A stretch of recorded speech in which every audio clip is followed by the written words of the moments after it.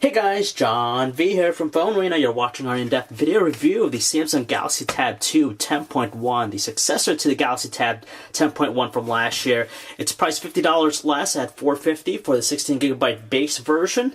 And this guy has some similar specs to its predecessor, but Samsung's going towards the affordability route with this one, as opposed to some sort of high-spec one.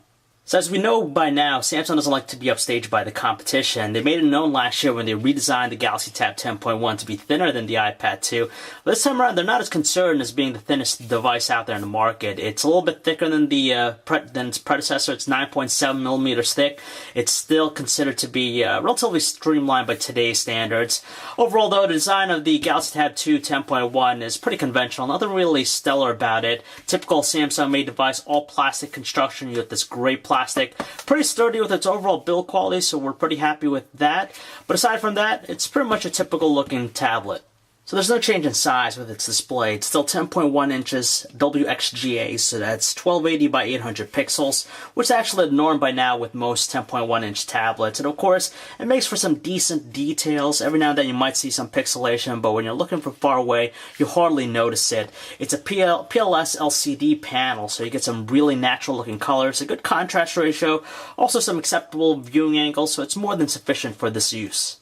Just like before, we find a front-facing VGA camera right above the display. On both on the left and right edges of the tablet, you have the speakers. They're positioned a little bit higher than the sides, just so that it doesn't get away from holding the tablet.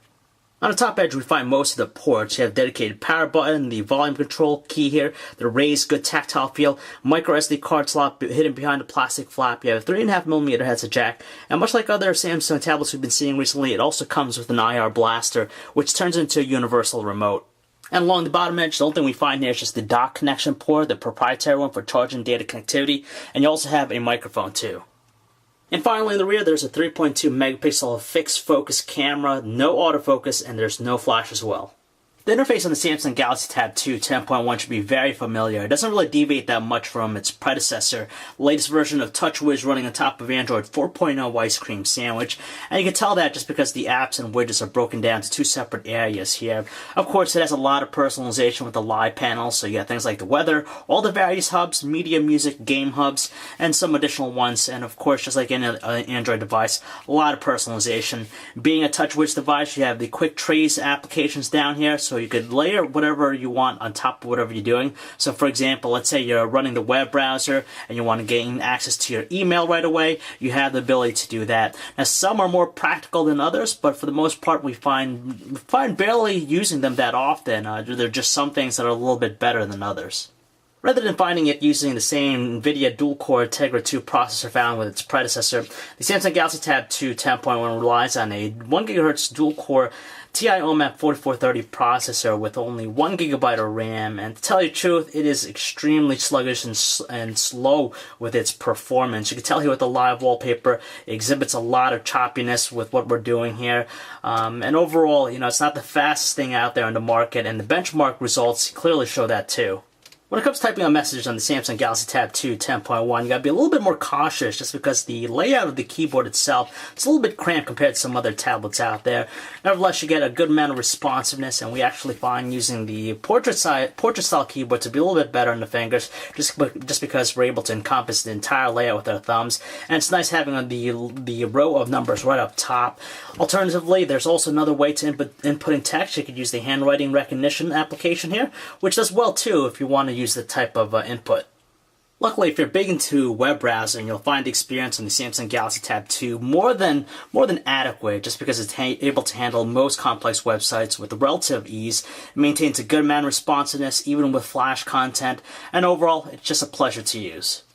With the TouchWiz music player on the Samsung Galaxy Tab 2 10.1, it doesn't really deviate from previous versions. It's pretty conventional by today's standards.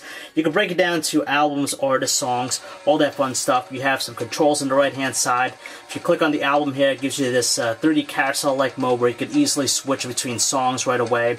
There are a host of different equalizer settings to better adapt to the genre of music you're playing. And as far as the audio quality, it's pretty good, strong, robust tones, and doesn't crackle at the loudest volume setting. As expected, the tablet runs high-definition videos with no problems. It offers support for a wide array of codecs, DivX, MPEG-4, H.264, and XVID. The one we have here is encoded in DivX, 1920 by 1080 resolution. You could tell a lot of good details. It's moving responsively, no slowdown lag, and overall, it's a pretty good experience. Sadly, there's no improvement whatsoever with the quality images produced by its 3.2 megapixel camera. In fact, it's only a fixed focus, and this time around it lacks an LED flash, unlike its predecessor. And the images tell the tale. Basically, very muddy looking with outdoor shots, very soft, hazy looking.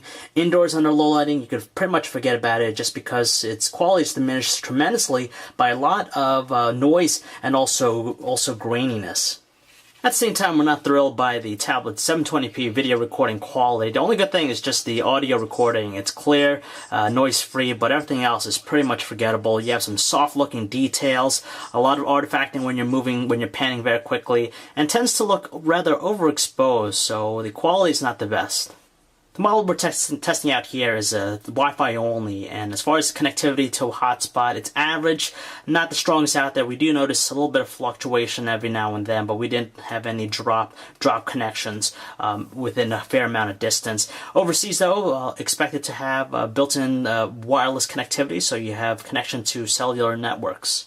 One of the other bright spots about the Samsung Galaxy Tab 2 10.1 is that its 7,000 mAh battery is able to provide us up to 2 days of normal usage, which is pretty good for a tablet with a 10.1-inch display nowadays. So even if you're a little bit more aggressive with their usage, you expect to have it easily last you a solid day. As a whole, the Samsung Galaxy Tab 2 10.1 comes off as being unimpressive. It doesn't quite have the same immaculate feel as the original one, and it's quite evident just because it's not as thin, nor does it have some vastly improved specs to make it a standout hit compared to the competition.